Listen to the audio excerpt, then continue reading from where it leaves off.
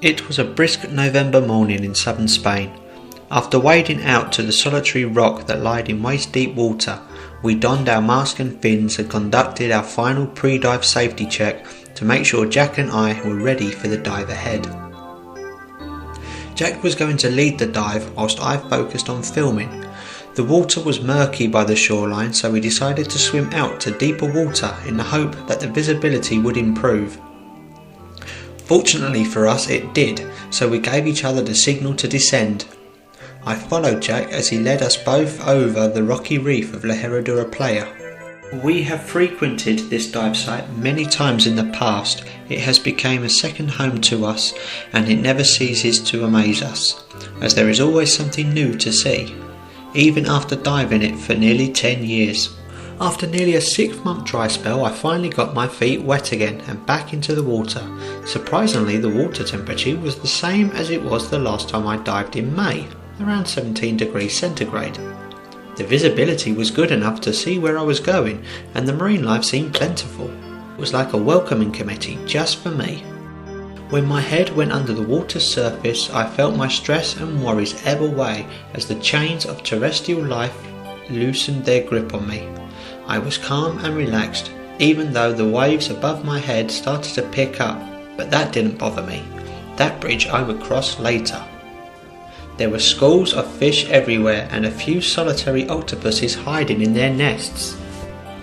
I love octopuses as they are highly intelligent animals and can display a high level of ingenuity as they adapt to their environment using their cunning and camouflage. The anemone swayed with the current like flowers in a windy meadow, but more gently and elegantly in perfect rhythm. Some smaller specimens had almost retracted fully into their protective skeletons to avoid being thrashed as the current got stronger. This purple anemone caught my eye as I had no recollection of encountering one like it on previous dives. I watched in interest as I edged closer to take in more of its presence and behaviour. Like its larger cousins, they cement themselves to a suitable substrate so they are safely anchored if they ever are caught in a rough surge or current.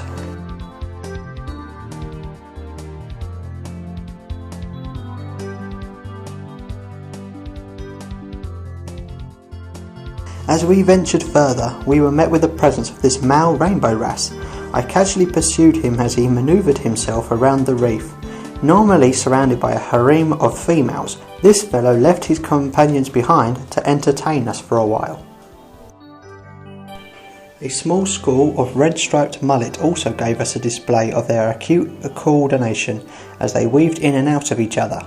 I followed them for a while as they swam in unison, scavenging for any morsel they came across. These 5 in particular were looking in the sand until I came along and accidentally disturbed them. They abandoned their search and swam directly past me until they discovered a more appetising palate.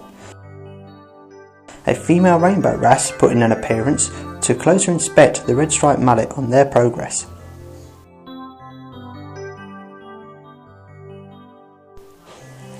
These 2 banded sea bream were hiding in a sheltered part of the reef to escape the sea surge that was slowly building up. It was a great pleasure of mine to watch marine life in their natural habitat, to observe their behaviour and relationships with other creatures that they share their ecosystem with. Whether they are hiding under rocks like this rock goby, or traipsing over the sandy seabed like this sea snail, I could comfortably watch them for hours and hours as they go about their constant battle for survival.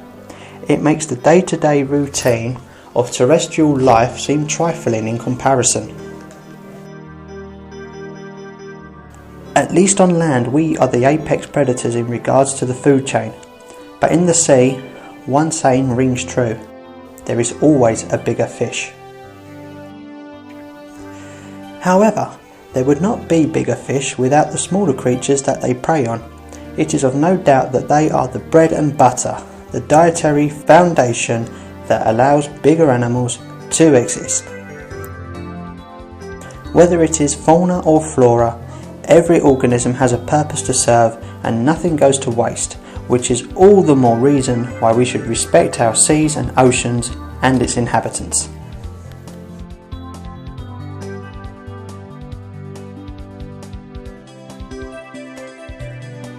Jack pointed out this blue and yellow nudibranch clinging to the surface of the rocky reef. Its lungs were fully exposed on its back and looked like the tentacles of a small anemone. Nudibranchs are the colourful, vibrant and intriguing relative of the common garden slug, but a lot more appealing to look at. They come in a large array of shapes, sizes and colours and are a welcoming sight on any dive.